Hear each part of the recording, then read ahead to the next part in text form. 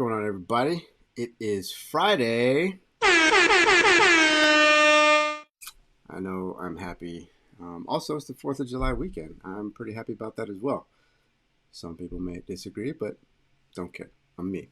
Uh, what are we talking about today? Well, it's Friday, and of course, I told you I was going to be bringing you guys another book. So, we're going to be talking about this The Traveler's Gift by Andy Andrews. It was a really good book, and I'm actually looking forward to sharing it with you.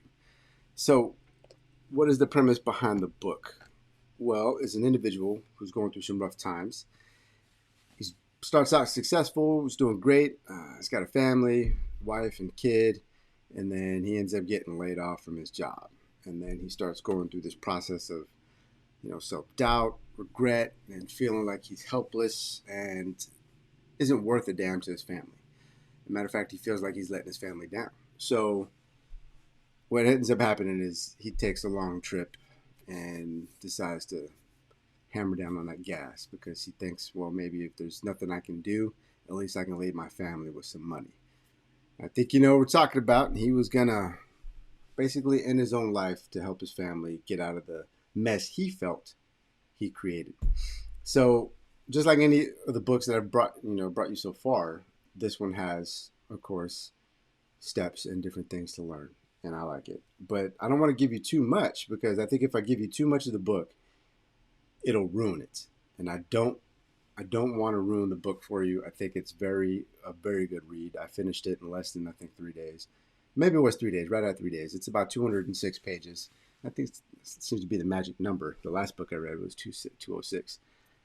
But let's get into the lessons it learned. So it's 7 decisions for success. That's what it says. Yeah, the 7 decisions that determine personal success. I just recently did a live on decisions, so I think it's only fitting, right? You almost think I planned that. Maybe I did. All right, so let's talk about this first decision. The first decision, the buck stops here. So let me back up a little bit.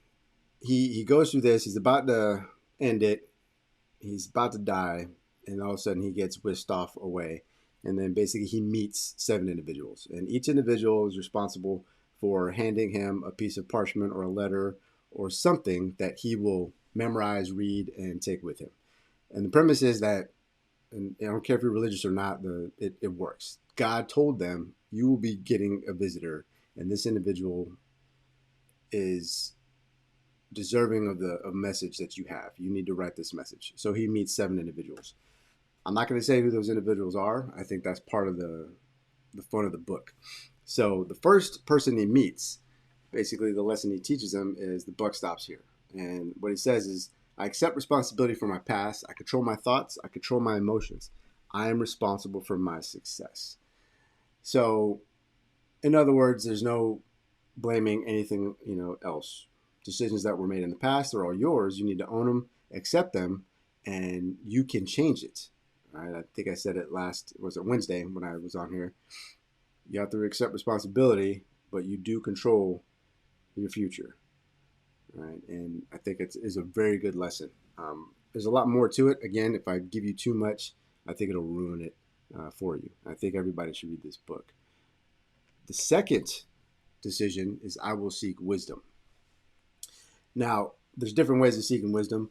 In this one, the premise is, I will be a servant to others. I will listen to the counsel of wise men, and I will choose my friends with care.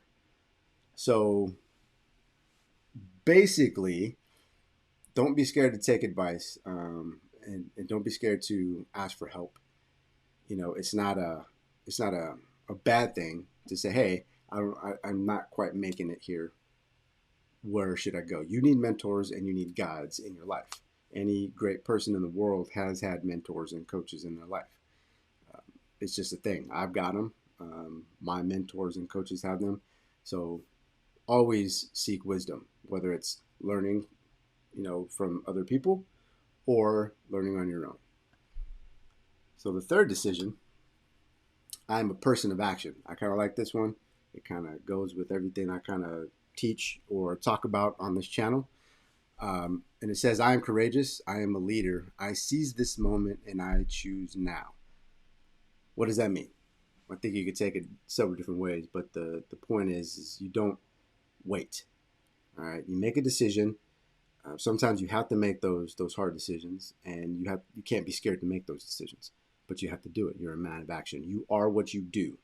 If you say you're going to do it, you should do it. Okay. So where are we at? I lost my place. All right, fourth. The fourth decision of success. I have a decided heart. So it says, I will not wait. I am passionate about my vision for the future. My course has been charted. My destiny is assured. All right. This particular chapter was actually pretty good. And what it means is whatever happens, um, you have to believe that it'll work. Whatever you're trying to do in life, it will work. If you don't believe in it, you've already set yourself up for failure. And that's all part of having a vision, knowing what where you're headed and why you're going there. So always keep that in mind. Fifth, today I will choose to be happy. Some of you may disagree with this, some of you may not. I personally believe it's a thing. It may be harder for others. I get that, but we do have to want to be happy, right? But the fifth decision, I will greet each day with laughter. I will smile at every person I meet. I am the possessor of a grateful spirit. So what does that mean? And once you read it, again, the person that he talks to in this particular chapter will make a whole bunch of sense. What it means is, regardless of your current situation, it could always be worse. You can choose to dwell on the shit, or you can choose to focus on the good. Like for instance, right now we're all kind of in limbo on whether or not this COVID thing is gonna keep us going, in the wrong direction. But at the end of the day, if we're doing what we need to do, we're still healthy. Some of us are healthy. If you have your family, that's a bonus, right? There's always something that could be worse. All right. So the sixth decision, I will greet this day with a forgiving spirit. This one was actually another good one. It just keeps getting better and better as you go. It says, I will forgive those who do not ask for forgiveness.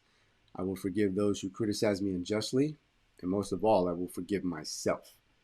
Now, a lot of people have a hard time with forgiveness. Same way. I don't hold grudges, but I don't forget. And a lot of times it is hard to forgive folks. But the one thing we can really control in any situation is that piece. Our ability to forgive others for their actions, either towards us or in general. And if we focus on revenge, that's all we're going to be about. It's never going to be positive. Life is just going to be always out to get the other person back. And if you live from a position of forgiveness, if you're always looking to forgive, well, it opens your heart to other things. I know it's more difficult than it sounds, right? It's easier said than done, but it's definitely something that we should all strive to do. Right? Regardless, even if they're not asking for it, you should forgive. Right? And I'm not saying I can do this like at the snap of a finger. It is difficult. I get it. And last but not least, this is probably my favorite. If you've been watching, you know what I've been trying to put out there. I will continue despite exhaustion. I focus on results. I am a person of great faith, which means I will persist without exception. So, you have to be relentless in everything you do. You cannot quit when you think you should quit. You should continue. All right? And that's what it's saying. This one was a little bit off. This particular chapter, who he meets in this chapter, kind of threw things off, but I still think it was really good. And it had a really good message towards the end. It does have a lot of religious connotations to it as far as the book itself. But again, I think the message is still there. Okay? Accepting responsibility, being a servant to others, and seeking the counsel of wise people, being courageous and taking control of your own destiny, if you will, being able to make a decision, being passionate about your vision, and forgiveness, and of course, being relentless in the pursuit of your goals. So let's keep that in mind.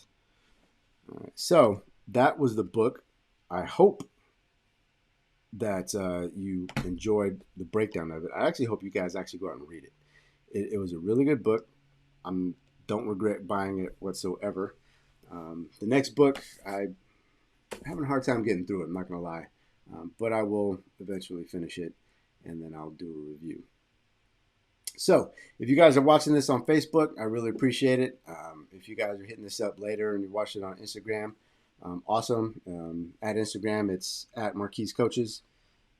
Same spelling, can't miss it. And then I am also putting these on YouTube. I really would like y'all to go out and like, subscribe, do all the stuff that all the YouTubers actually say and do. I'm not there yet, but why not try? Shout out to everybody that tuned in. And with that, I'll leave you with this.